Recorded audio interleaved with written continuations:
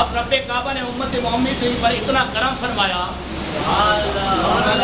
اتنا کرم، بولو اب سبحان اللہ، بولو سبحان اللہ، اللہ نے اتنا کرم فرمایا، اب سیدھے راستے پر بیٹھا ہے شیطان۔ اب آپ راستے پر جا رہے ہو، کوئی بتا دے کہ چور ہے اس راستے پر، اب آپ کیا کریں گے؟ آپ سرکاری لوگوں کو اطلاع دیں گے، اور جب وہ سرکاری لوگ آپ کے ساتھ چلیں گے، پولیس چلے گی ساتھ میں، وہ چور آپ کو نقصان دے سکتا ہے؟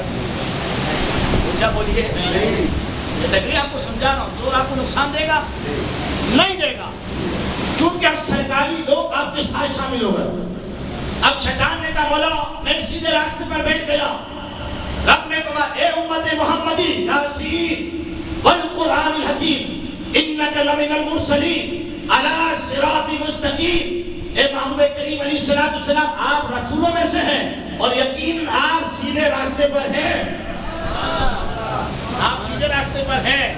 تو جو مصطفیٰ کے ساتھ ہوگا شیطان اس کو نقصان نہیں پہنچا سکتا، کیونکہ نبی جو ہوتا ہے وہ سرکاری ہوتا ہے، جو نبی کے دامن سے وابستہ ہوگا تو فرمائے جو نبیوں کے پیچھے چلے گا، فرمائے شیطان انہیں نقصان نہیں دے سکتا، اور جو نبیوں کو چھوڑ دے گا شیطان انہیں ہی نقصان دے گا۔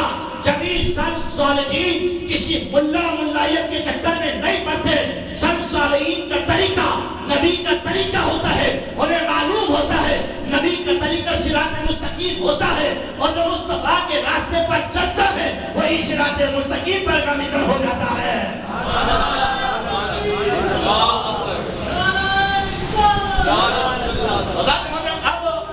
شیطان کے وسوسے میں وہی آئے گا جو مصطفیٰ کو چھوڑ دے گا۔ میری بات سمجھ میں آ گئی آپ کے؟